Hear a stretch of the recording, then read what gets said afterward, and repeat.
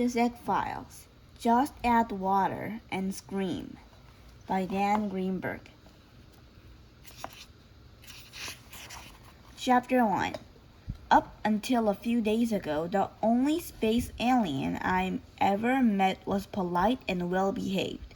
So I stopped being afraid of space aliens, and I actually looked forward to meeting more of them. Then a visit to the Orville and Fanny Schleck-Wasser Museum of Air and Space changes everything. Before we go into that, I'd better tell you who I am and stuff. My name is Zach. I'm 10 going on 11, and I'm in the 5th grade at Horace Hyde-White School for Boys. That's in New York City. My parents are divorced, and I spend about half my time with each of them.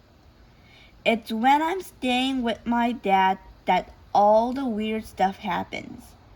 Like the time I was going to tell you about.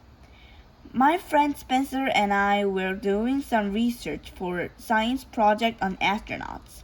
Our science teacher, Mrs. Coleman-Levin, was planning to take our class to Washington, D.C. so we could visit the Natural Air and Space Museum, part of the Smithsonian Institution. But that wasn't for another month or so.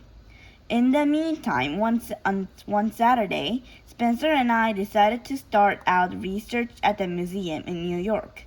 The Orville and Fanny Schleck-Wasser Museum of Air and Space is on West 99th Street on the Upper West Side of Manhattan.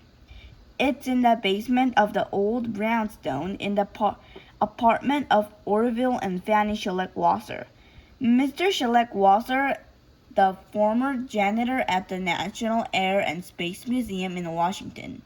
Almost all the exhibits in the Schleck-Wasser Museum are ones the Smithsonian and Washington didn't want.